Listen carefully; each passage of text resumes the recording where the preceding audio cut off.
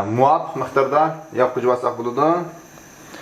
Bu sen programımızda Ehsan Mayçılık şirketi yürüyüşlük Ehsan markalık maylar bilen təminledi. Şu münasibətle programımız namıdan Ehsan Mayçılık şirketiga alaydı teşekkürümüzü bildirimiz. Təxminən 2 piyola ətrafında, yoki 2 cho'mich ətrafında qo'ysanlar bo'ladi. Meyimiz mi kızıvatıdı?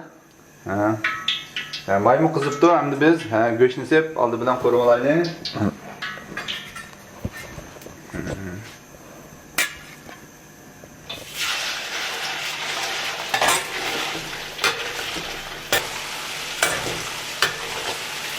Go'sht qo'yilib sarg'ayganda endi biz piyozni selib olaylik.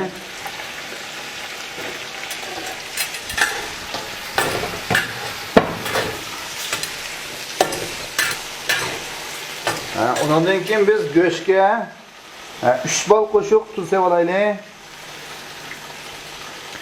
3 bol qo'shiq tuz. Odatdagi cho'ng qo'shiqda 1 qo'shiq sasak bo'ldi ekanda.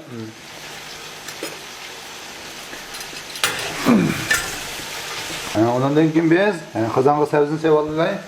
Qayerdan qilay?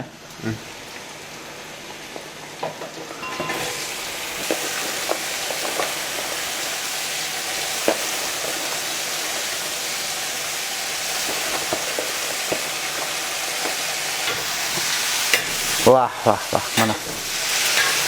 Oğlanın boğazıda bu polo. Polo Uyghur yok mu ki deymi?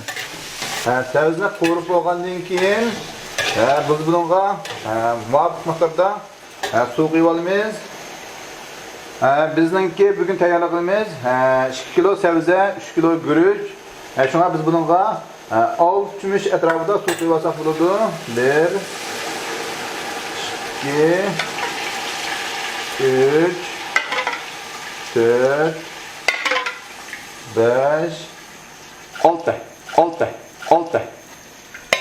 endi biz bunga tetig'idek tuzlarni bayatdan go'shtni sag'anda 3 qo'shiq tuz sepib oldik. Endi biz 6 bol qo'shiq tuz sepib olaylik. 1 2 3 4 5 6 bol qo'shiq bo'ldi.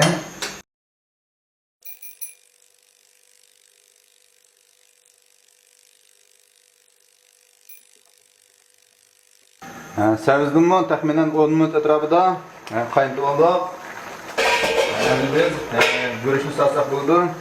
Guruch silishdan burun biz bunga shakar solamiz. Shakar silib aralashtirmaymiz.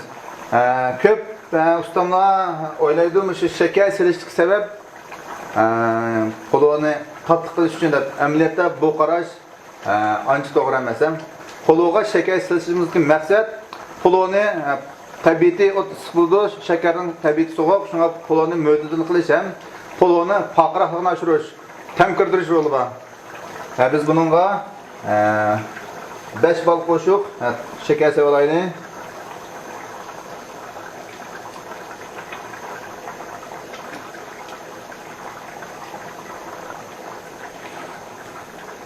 Shakar solgandan keyin hargizmi qozonni aralashtirib o'tmaymiz.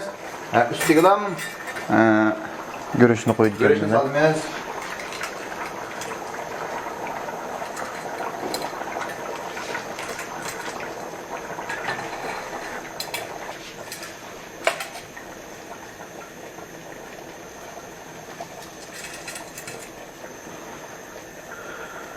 Görüşün sağa vaxtida qozonning cho'risini asos qilib turib soldik ekanmiz-da. Ha, to'g'ri.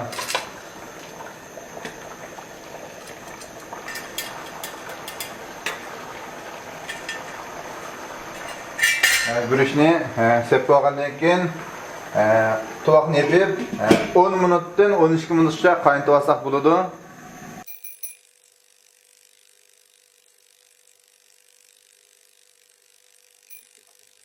Guruchni 10 minutdan 12 minutgacha qaynatib olgandan keyin biz tuloqni ichib guruchni sabziga yenik tekkizgandan keyin bir qatam aralashtirib olamiz. Undan keyin biz bu polovning yemishlarini sevib olaylik.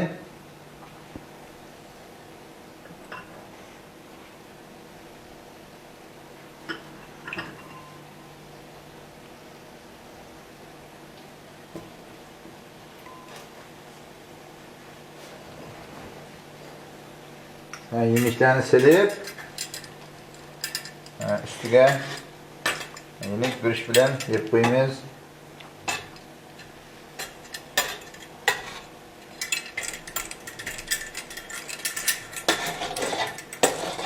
Gürüşni dümlüp algandan keyin o'tni intayin boş holatga kelib 10 minutdan 20 minut atrofida gürüşni dümlüp alsak bo'ladi.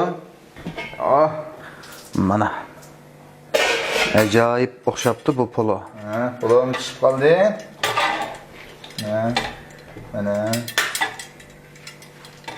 Endi buni tekshi aralashtirib olamiz.